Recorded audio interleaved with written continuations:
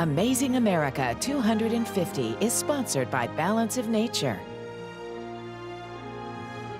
As America prepares to celebrate its 250th birthday later this year, we look back at a time when most of the country had not even yet been discovered. Earlier this week, I spent some time at Historic Fort Steuben to look back at a time when surveyors began to travel west into what we now call the Buckeye State.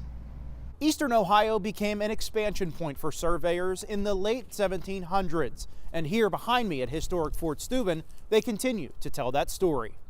We always call Historic Fort Steuben and the land office, which we have here, which is the next part of our story here at Historic Fort Steuben, we really call that like the Ellis Island of Ohio, because people were coming in and, buying land here and going off out into the wilderness to start their lives. It's really the beginning of our state. Following the American Revolution, the Northwest Territory, a part of which Historic Fort Steuben now sits on, was signed over to the U.S. from England through the Treaty of Paris. Shortly after, surveyors and soldiers from Pittsburgh began making their way west.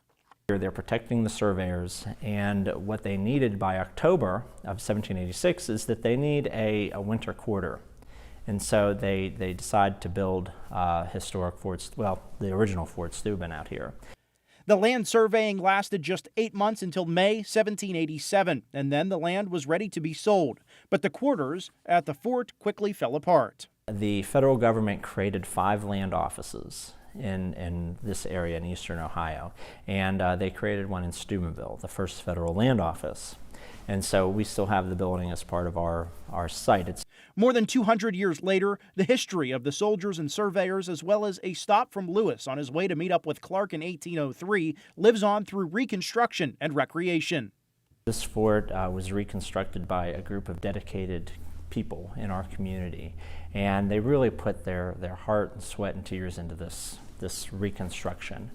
2026 marks 40 years since the start of the old Fort Steuben reconstruction project, which lasted from 1986 to 2009. Now, Fort Steuben's story lives on through the recreation events, historical programs, a summer concert series, and the popular Christmas at the Fort.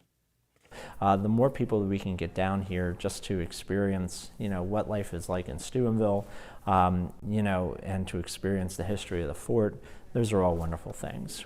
In Steubenville, I'm Dylan Cleland for Amazing America 250.